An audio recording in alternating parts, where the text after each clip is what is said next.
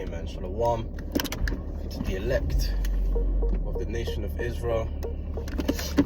First and foremost, I'd like to start this lesson by giving all praises, honor, and glory to the Heavenly Father and His only begotten Son, Yahweh, Bahasham, Yahweh Shai, Bahasham, Racha, Kwadash. Double honors to the elders and apostles of Great Millstone who rule well and taught us this 100% truth.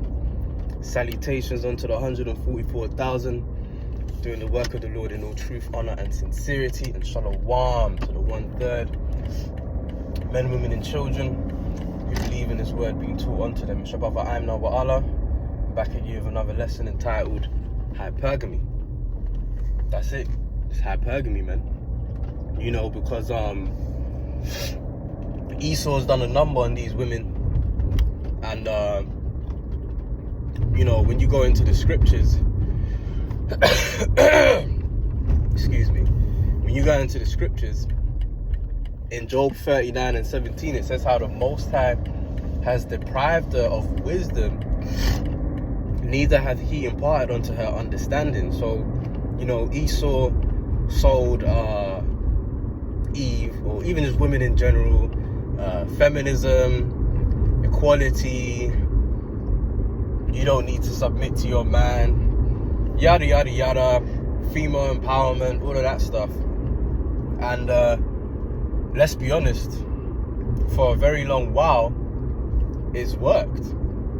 You know, for a very long while women have been able to establish this dynamic where, you know, they kick the government out of the house. I'm just kick government out of the house. Like, they kick the man out of the house, and then, you know, Big Daddy government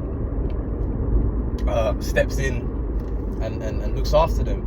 So I find it funny when, you know, because they like to scream that they're strong. You know, not strong, but strong and independent. Yeah, you strong and independent from your man, but you dependent on Esau, man. Because, you know, as you see in America, you've got a bunch of Eves losing their jobs. Things are getting tough.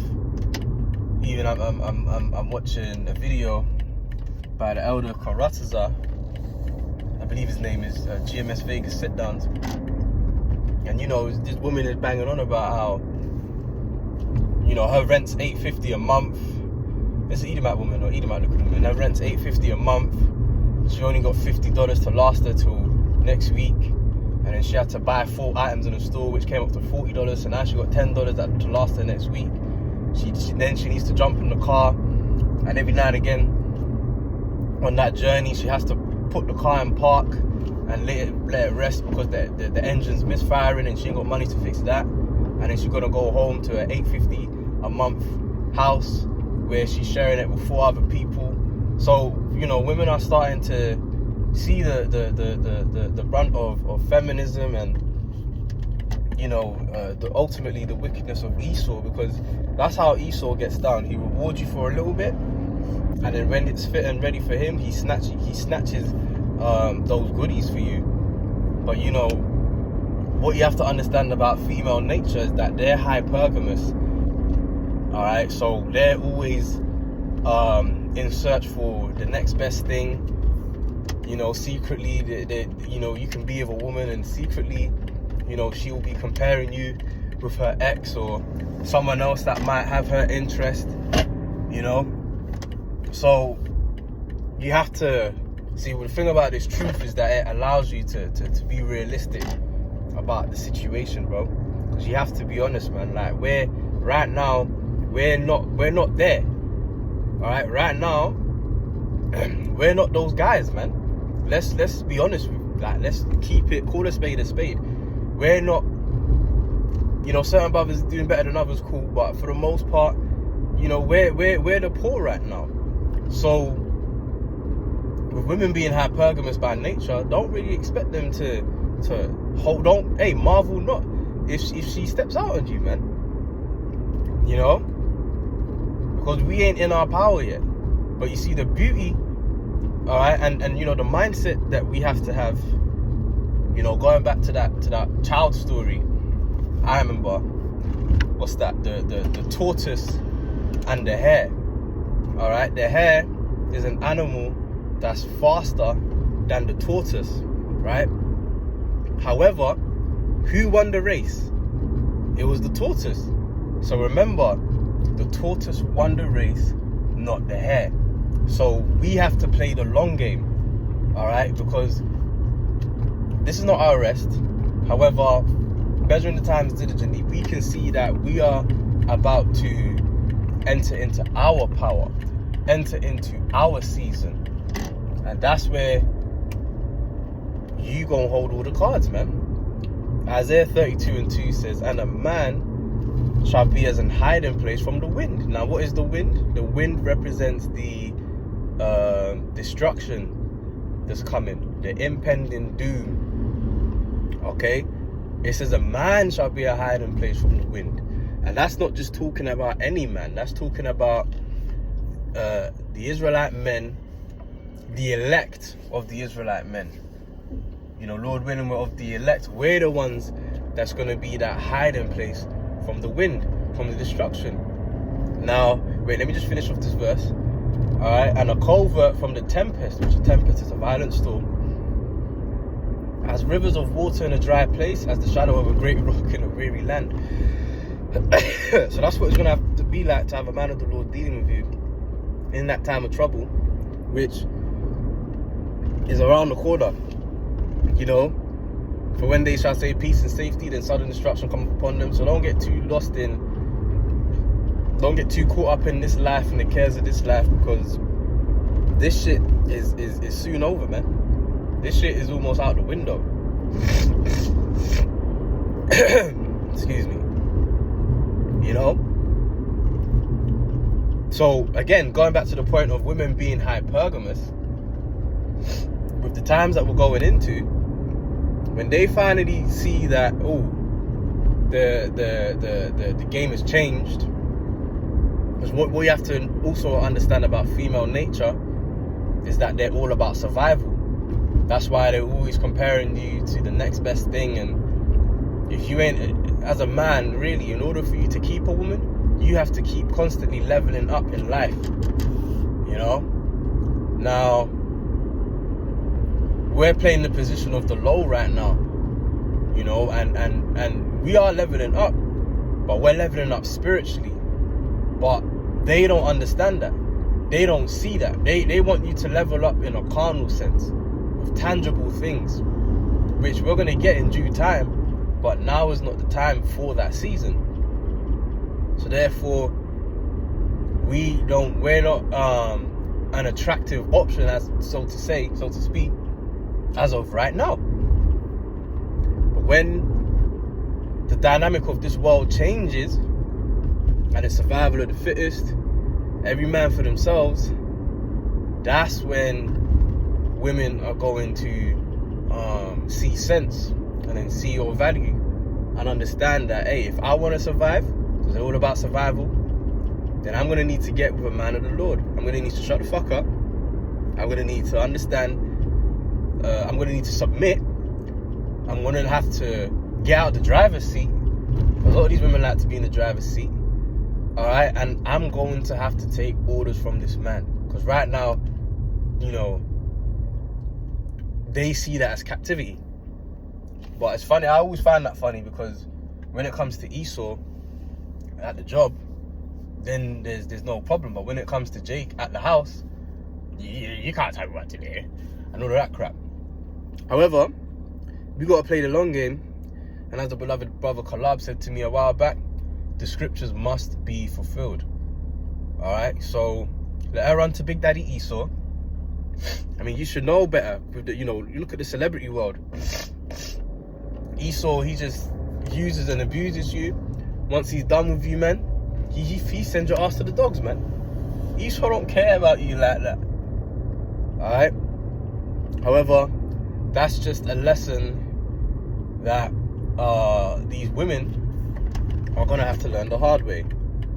So, another scripture I wanted to bring up is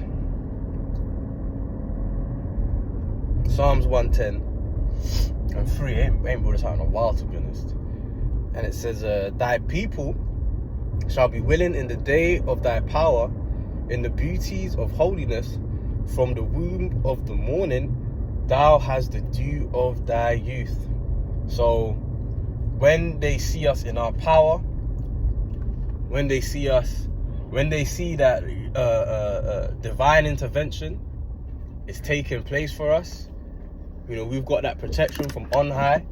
We're able to navigate the various different situations that's going to play out. Because, you know, when you read Matthew 24 and 21, it tells you how, you know, we're heading into a time like never before. You know, a time of great trouble, great tribulation. All right, those are the times that we're heading into, and there's no time in history that you can compare the times that we're heading into with. You know, there's no other time in history, so we understand that. So, you know, these women are gonna have to they'll realize very fast that, yo, I need to get my shit together, man, because, you know, in that day, we're gonna hold all the cards, and you already know how we stay. We ain't gonna take all that attitude stuff and talking back and being hard, being stubborn. You know, we ain't really we ain't gonna take that shit. You know, when it comes to that time, it's like you either hearken, you either submit yourself to our authority, or you go and die. Now, when it's a life and death situation, try and know she gon' hearken, she gon' calm her ass down, and she gon' get in line. Okay? Because as I said, they're all about survival. Okay? That's why they're always searching for the next best thing. They're always comparing you with someone else that may be doing better than you. Okay? And then if that's the case, then they'll go find a way to jump ship, because that's how they are. All right? But the Lord is cold, man. Because he's going to set up to where all those guys that she was checking for, they're going to be fucked and through. They're going to be wishing that you as a man going to help them out. But if they ain't of the elect, there ain't no hope for them. All right? So it's just about understanding that we hold the power, but we just got to play the long game.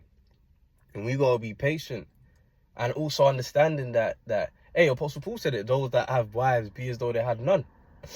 And really, Apostle Paul, he would have preferred if men could be like him and just rock it solo, man. And that's another thing. Learn to enjoy your own company. Because I realize with women, a lot of the time they like noise and pointless phone calls and conversations and that, because they're scared to be alone with their thoughts. And really, a lot of these women don't even like themselves, man. A lot of these women hate themselves, and they mask it in distractions and all of that kind of stuff, and noise, and, you know. So, you know, that's the mindset that we've got to have, man, because you got to understand that the modern day woman is tainted. You know, the mindset is gone. So it's like, that's why Apostle Paul said that if you do marry, you're gonna have trouble in the flesh, and he really meant that. He really meant that. You gonna have trouble in the flesh, trust me, man, because Big Daddy Esau has sold these women a lie, and they bought it, and they unfortunately don't have, for the most part, don't have the sense to see through it.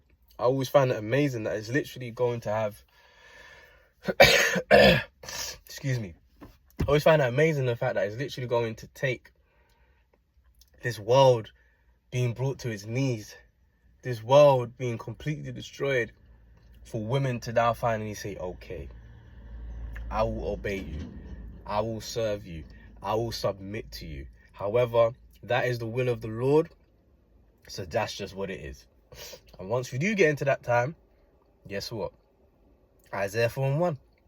And in that day, 7 women shall take hold of one man, saying, we will eat our own bread and wear our own apparel. Only let us be called by thy name to take away our reproach. So pop us, man. Give us your children.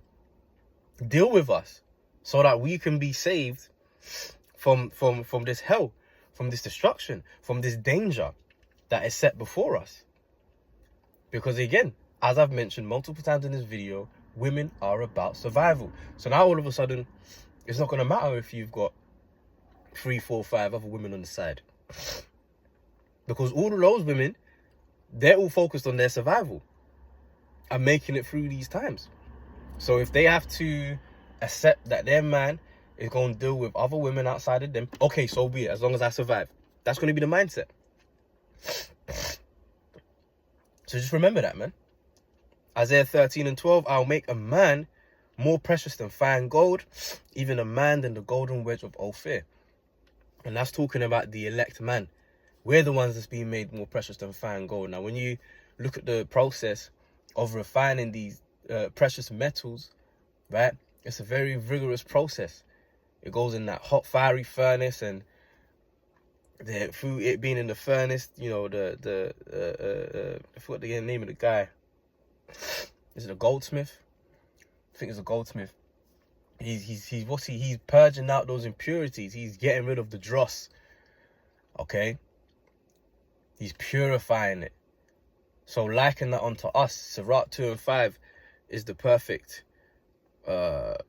example of that. Let's get that real quick. Sirach 2 and 5 says, for gold is tried in the fire, all right, as we just touched on, and acceptable men in the furnace of adversity. So through the various different trials and tribulations, you know, because you understand what makes a man, all right? It's not by having a rod, not by having a penis, all right? Because what we have out here is we have a lot of males, but we don't have a lot of men. Men are built through struggle, adversity, hardship, heartbreak, trials and tribulations, you name it. That is how men are forged. So what I'll leave you with is we just have to fall in love with the process. Elder Apostle Taha said many moons ago, you're going to have to learn to love to suffer. You're just going to have to learn to love to suffer, man. Ride it out. See what the Lord is showing you, what he's trying to show you, and just keep pushing forward, man. You know, the days are going by quick. You know, it's Wednesday, the 13th of August at the time of doing this video. In the middle of the week already. I just left the brothers. You know, like we did the sit down on Sunday. That seems like yesterday. I'm going to see them very soon again, Lord willing, at camp. So the weeks are just flying. Even the fact that it's the 13th of August, we're already 8 months into this year. So just hold out, man. You know, the Lord's got us. The Lord hears our cries. You know, pray to the Lord. Keep praying. Pray without ceasing, as the scriptures say. And just suffer patiently, man. Which the word patience goes back to suffering anyway. All right. So yeah, man, that's just some early morning thoughts, man, before I start my day. So I pray this short video has been edifying. Until the next time, I say shalom. Stay up, stay strong, man.